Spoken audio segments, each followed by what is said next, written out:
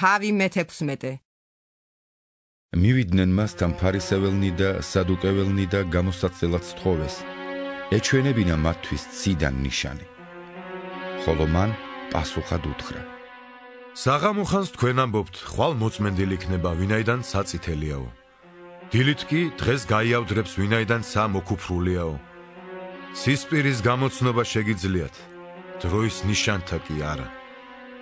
ბოროტი და მრუში მოდგმა ეძებს ნიშანს, მაგრამ ნიშანი არ მიეცემა მას, გარდა იონას ნიშნისა.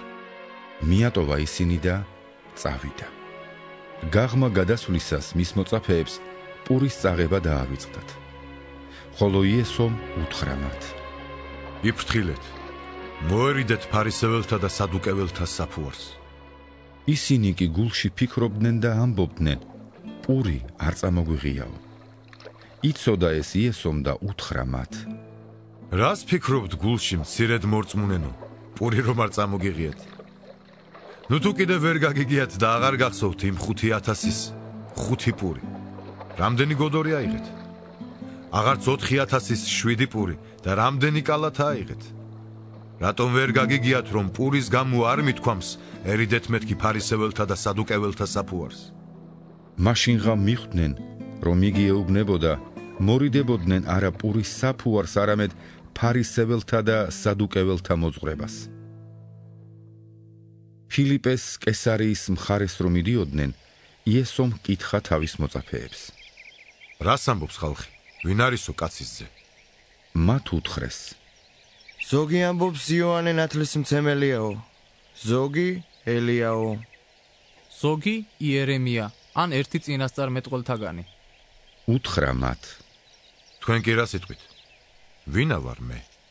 სიმონ პეტრემ უთხრა მას პასუხად: შენ ახარ ქრისტე, ძე ცოცხალი ღვთისა. მიუგო მას პასუხად იესომ: ნეტარ ხარ შენ, სიმონ იონას ძევ. ვინაიდან შენ ეს გამოგიცხადა არა ხორცმა და სისხლმა, არამედ მამაჩემმა, რომელიც ზეცაშია. მეც გეუბნები შენ, შენ ახარ პეტრე და ამ კლდეზე დავაშენებ ჩემს ეკლესიას და მას ვერ დაძლევს ჯოჯოხეთის ბჭენი. მოგცემ შენ სათასასუფევლის გასაღებებს და რასაც შეკრავ დედამიწაზე, ზეცაში შეკრული იქნება, ხოლო რასაც გახსნი დედამიწაზე, გახსნილი იქნება ზეცაშიც. მაშინ გააფრთხილა მოწაფეები, არავისთვის გაემხილათ, რომ ის ქრისტეა.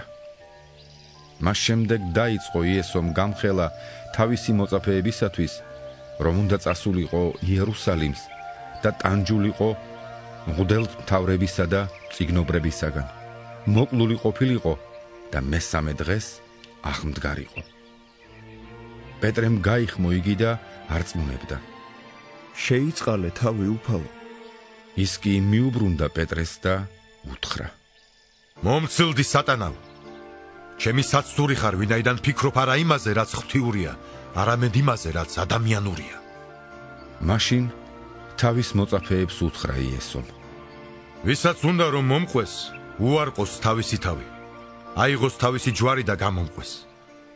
ვინაიდან ვისაც სურს თავის სულს გაუფრთხილდეს, ის დაკარგავს მას. ხოლო ვინც ჩემი გულისათვის დაკარგავს სულს, ის მოიპოვებს მას. რა სარგებლობა აქვს ადამიანს, თუნდაც მთელი ქვეყანა შეიძინოს, თავისი სული კი დაკარგოს?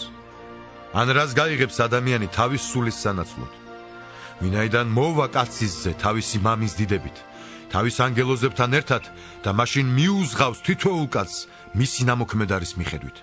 ჭეშმარიტად გეუბნებით თქვენ, არიან ზოგიერთები აქ მდგომთაგან, რომლებიც არ იგემებენ სიკვდილს, სანამ არ იხილავენ კაცის ძეს თავის სასუფეველში მომავალს.